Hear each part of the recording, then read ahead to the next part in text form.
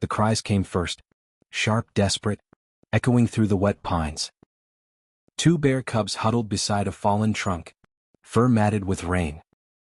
Their mother lay half buried in mud, ribs rising once, then still. From the ridge above, a shadow moved, lean, golden brown, eyes fixed on the sound. Sira, the mountain puma, hadn't eaten in 3 days.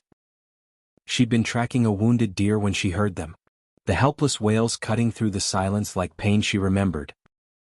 She crept closer, paws silent in the moss. The air stank of death and milk. One cub pawed at his mother's muzzle, crying for her to wake. The other pressed against her still chest, trembling. Sira froze. Every instinct said leave them. Rival blood. Wrong species. Wrong choice. But she didn't move. She watched until the forest dimmed to shadow, then stepped forward, slow, trembling, and broke her own law. By nightfall, the valley had 3 orphans instead of 2. Sira had buried her last cubs beneath snow 2 winters ago. Frost and wolves had taken them before spring. Since then, she'd hunted alone, a silent shape among the cliffs, sleeping where the wind couldn't reach her heart. But when she brushed her muzzle against the bear's cold flank, the scent of milk and pine tore through her defenses. Something she thought was dead flickered awake. She didn't leave that night. Instead, she circled the body once, then lay down beside the cubs. Her tail curved around them, her breath warming their shivering backs. When one whimpered, she answered with a soft, uncertain purr, the first sound of comfort she'd made in years. By dawn, they'd pressed against her chest, seeking what she no longer had to give. Still she stayed. Because for the first time since the loss, silence no longer felt like safety. Raising bear cubs was nothing like growing her own. They were clumsy, loud, and always hungry. Their scent drew every scavenger for miles. Coyotes lingered on the ridges. Eagles circled overhead. Sira hunted double, dragging down deer far larger than her frame could bear. She'd eat little, saving the rest for them. When she carried meat to the den, the cubs would paw at her muzzle, squealing with delight. She'd rumble deep in her chest, part warning, part affection. Days blurred together, hunting, carrying, guarding. Her paws split on the rocks, her ribs showed through her fur. Some nights she'd collapse beside them, too weak to move, and still the cubs would climb over her belly, tugging at her ear, alive and restless. One evening, a storm rolled in, the kind that splits trees and drowns the earth. The den flooded fast. Sira grabbed the first cub by the scruff, hauling him uphill through the torrent. The second cried behind her, water rising to his chin. She turned back, slipping, claws cutting into mud. A branch cracked above. Lightning, thunder, the smell of ozone. She reached him just as the wave hit. For a heartbeat, both vanished under the current.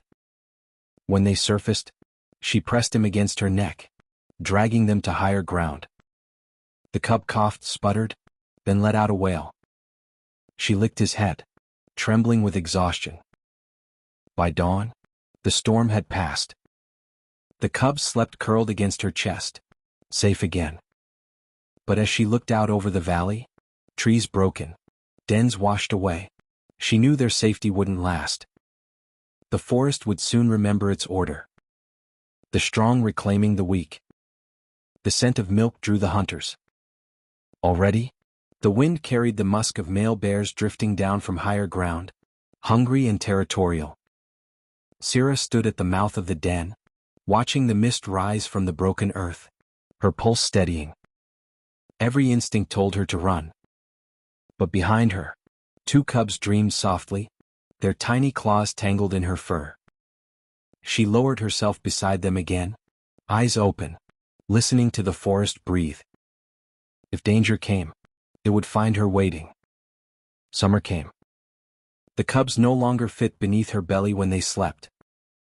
They followed her everywhere, up rocky ledges, through streams, across the open meadow where deer grazed. They'd learned her signals. A flick of the tail meant wait. A soft growl meant hide. Sira had grown lean again, but her eyes were bright, alive with purpose. The cubs had given her something hunger couldn't take: movement, reason, a rhythm to her days.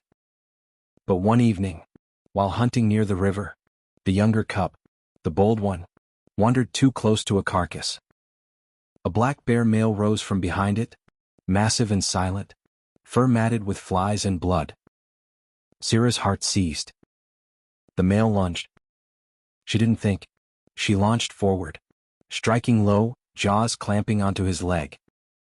The impact threw her sideways, claws tearing her shoulder. The bear roared, swinging. The cub bolted. She staggered, fainting left, drawing him away. The air thundered with his steps, each one heavier than her entire body. He struck her flank. Pain burst like fire. Her breath came ragged, but she refused to fall. When he reared to crush her, she twisted beneath his reach and slashed his muzzle open. Blood sprayed the river stones. The bear bellowed, blinded, thrashing against the current before turning and retreating into the trees. Sira stood swaying, her chest heaving, watching the ripples fade. Then, movement. The cub crept back, trembling, his fur bristling with fear. He looked at her shoulder, at the blood dripping down, and let out a tiny sound, a soft, broken growl, half question, half apology. He pressed his forehead against hers, a gesture he'd seen her do 100 times after hunts. For a moment, Sira froze, unsure how to respond. Then her muscles eased. She lowered her head and let out a low, purring hum. Not warning, not threat, but pride. The cub's shaking stopped. His breath steadied. They stayed like that as dusk fell. Two orphans of different blood, the air thick with the smell of iron and river water, the last light flickering between their shadows. In that silence, something unspoken passed between them, a vow neither knew how to make, but both would die to keep. When the first frost returned, the cubs were nearly grown, strong, broad-shouldered, no longer helpless. Their instincts began to change. They wrestled more, roamed farther, slept less. One morning, Sira woke to find them gone. She followed their tracks to the ridge, saw them standing there side by side, watching the valley. The older one turned once, as if waiting for her. The younger whined softly, uncertain. Sira stepped forward but stopped. She knew. Bears returned to their kind, pumas to solitude.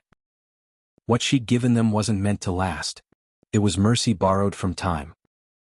The wind lifted through the pines, carrying their scent until it vanished. She watched until they disappeared into the forest, swallowed by distance and dawn. That night, alone again, she curled up beneath the same pine where she'd found them. A faint sound echoed through the dark, a low rumbling hum, almost like a purr. She listened. It came again, farther off, the call of a young bear, soft and steady, echoing her own. Sira closed her eyes, the forest quiet around her, and finally slept.